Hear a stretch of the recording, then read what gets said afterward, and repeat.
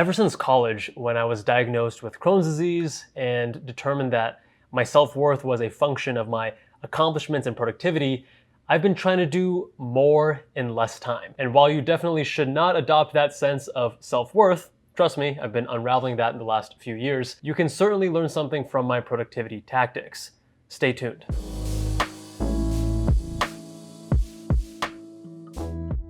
What's going on, guys? Now, we're gonna divide this into college, medical school, residency, and now life as an entrepreneur. All right, college. College was a learning experience.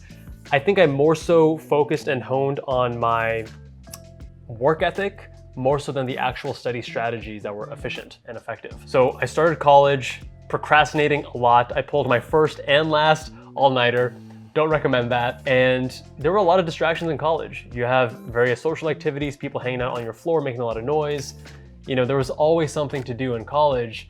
And at the beginning, I was getting distracted a lot. A couple things helped. First, I found myself enjoying studying most when I would do practice problems for, let's say, physics or math or chemistry.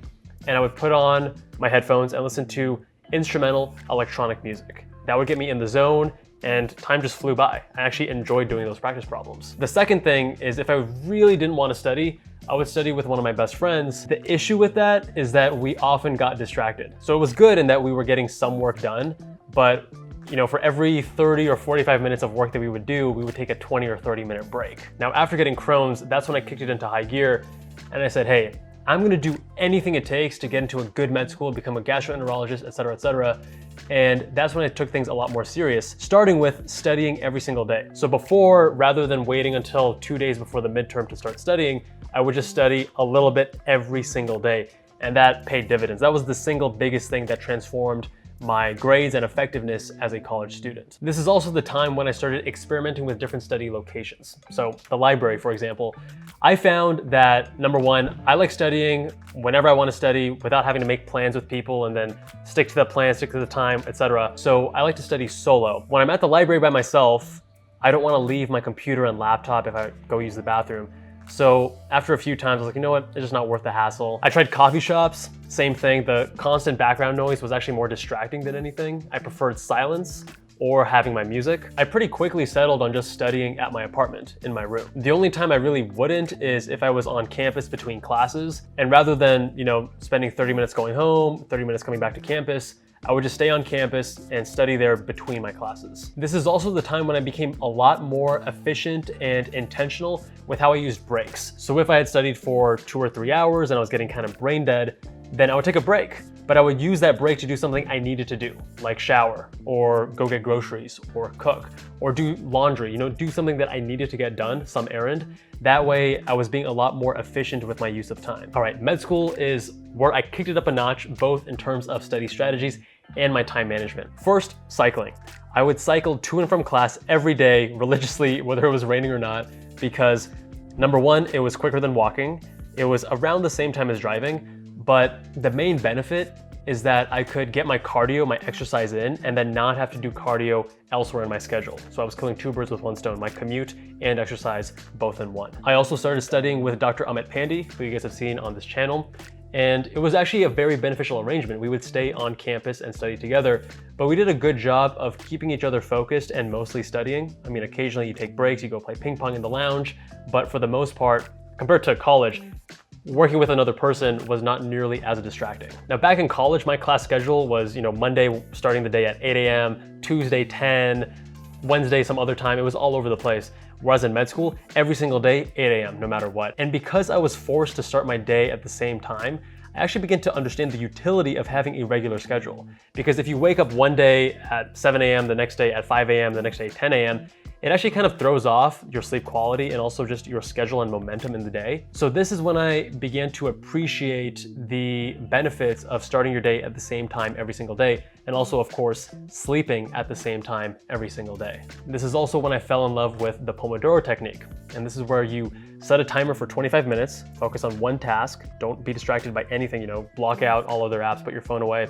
And then after 25 minutes, take a 5-minute break, and then you do another 25 minutes, you keep cycling that. And I would do that between, you know, studying a textbook or doing practice problems and then doing Anki, and I would keep switching it to keep myself fresh, and I could marathon for hours and hours that way. As USMLE Step 1 approached, I got super into time boxing, and I had a schedule for Step 1. You guys can find the link on my Med School Insiders channel.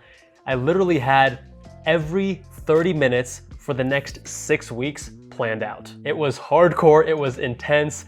I did my best sticking to that schedule, but it was strangely kind of fun and kind of a rewarding experience, just knowing that I could push myself to that extreme and handle it. Now, during clinical rotations, I was also more hardcore than the average student because I wanted to go into plastics, which is one of the most competitive fields, and you need to do really well on your boards and on your rotations.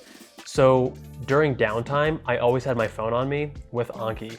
And if I had 5 minutes in the OR just waiting for the attending to come in, or 10 minutes waiting for the bus or whatever, I would just pull up my phone and start doing cards.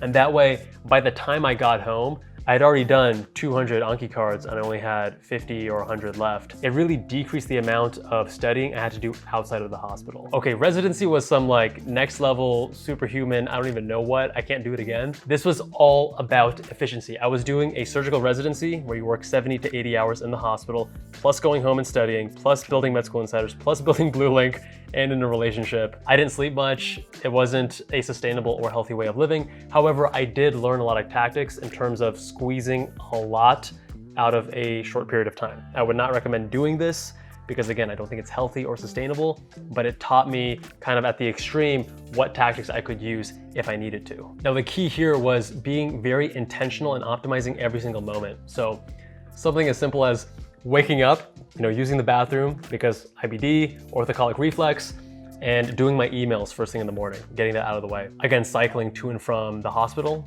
for the same reasons as medical school. Anki cards weren't just saved for the hospital during downtime. I would do it when I was waiting at a restaurant, when I was waiting in line for groceries, at all times. It was constantly like I was on all the time. I even paid a premium on where I lived. So I chose a 2-bed, 2.5 bath townhome that was very close to the hospital. Did I need that much space? Hell no. But I wanted to live close enough to the hospital that I could cycle and it would be quick, but still get a workout in. So I paid a premium. I paid a few $100s extra just for that feature. So this also applies to my exercise routine. I had a 24-hour fitness gym membership, but it was out of the way. I had to drive there. So I wasn't ever gonna go after a long day in the hospital. I'd be too tired and it takes too much time. So I found a gym between the hospital and my house, and when I was cycling back home, I would force myself to go because I knew I wasn't gonna go at any other time during the day. I had to be in the hospital at 4 or 5 a.m. So was I gonna wake up before to go to the gym and then shower? No, hell no. And if I came home and then said I would go out later, dude, I'm gonna be so exhausted. So I'd force myself to go on the way back home. I would stop park my bike and then go in and get a workout in scrubs and then go home, shower, and then finish my day. I did take the optimization too far in some instances. So I was dating a girl long distance at the time, and we would FaceTime, every couple days. And I would essentially want to optimize my time so much so that I would be FaceTiming her while like folding my laundry at the same time. Obviously, she did not appreciate that. She didn't feel like she was a priority. So I quickly stopped doing that. Obviously, that's not something that anyone can do sustainably long-term. So at a certain point, I was like, you know what? I either need to do plastics or I need to do entrepreneurship. And I made a whole video about my decision why I left plastics and focused just on entrepreneurship. And that brings us to the final section, which is my life now as an entrepreneur. A lot of things are different, but there are some similarities in terms of how I treat my time. First of all, there's a lot more flexibility with my schedule, which is a double-edged sword. There's good and bad. So the good is that I can do a lot of things that may be too packed or too busy on the weekends on a weekday. So for example, this morning, I went and cycled at a popular trail that normally is packed on the weekends. So I went with a friend this morning, no issue. The flip side is that when you don't have a job to go to, you can quickly get out of whack with your schedule. You can stay up too late one night, wake up late the next day. There's nothing forcing you to stick to a schedule waking up at 7 a.m. every day or waking up at 6 a.m. or whatever that time is. I am much more in tune now with how I feel moment to moment, and I tailor my day based on those patterns. So I've noticed for myself, I tend to be able to focus best in the mornings.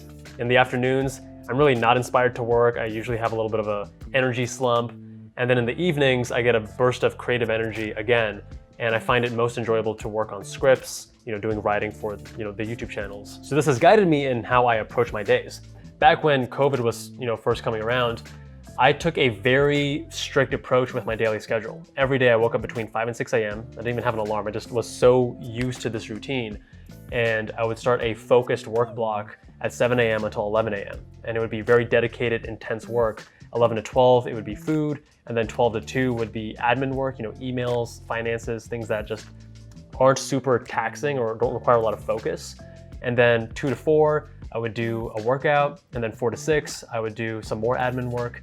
And then 6 to 7, eat dinner. 7 to 9, catch up with friends, have a phone call that was usually scheduled ahead of time. And then 9 to 10, wind down, do my nighttime routine, and then sleep by 10. These days, I'm not nearly as structured. I've actually let go quite a bit. Again, I have a bigger picture idea of how I want to spend my day, when I'm more productive, when I'm less productive, and things change. I may do a hardcore time boxing schedule again like I was doing back in March and April earlier this year. But right now, I'm kind of just going with the flow. And life is not just about maximizing your productivity and your efficiency. Sometimes that is intrinsically rewarding. Like when you are in medical school or when you're just in a season in your life when you need to grind it out, yeah, it's fun, it's rewarding. But I don't think, for me at least, doing that all the time nonstop is the answer. And recently I've been letting go. So again, this morning, I cycled. I didn't get home until 10 and then I wanted to eat. I didn't start working until like noon on a weekday, which the old Kevin would have never imagined, right? The reason I say this though is that I do want to emphasize the importance of being intentional with how you want to live your life. There's no right or wrong. There's no like, oh, this person on YouTube is doing it that way, I have to do it this way too. At the end of the day, you have to decide what kind of life you want to live. And for me, I wanted to grind it out, and I had a long season, several years of working really, really hard. And I still do work hard, but from time to time, I'm gonna take some time off. I'm gonna drive to California, visit my family. I'm gonna go for a track day. I'm gonna go cycling on a weekday. And that's okay. It's not just about the destination. You have to enjoy the journey as well. All right, guys, I hope you found that video useful. Much love, and I will see you guys in that next one.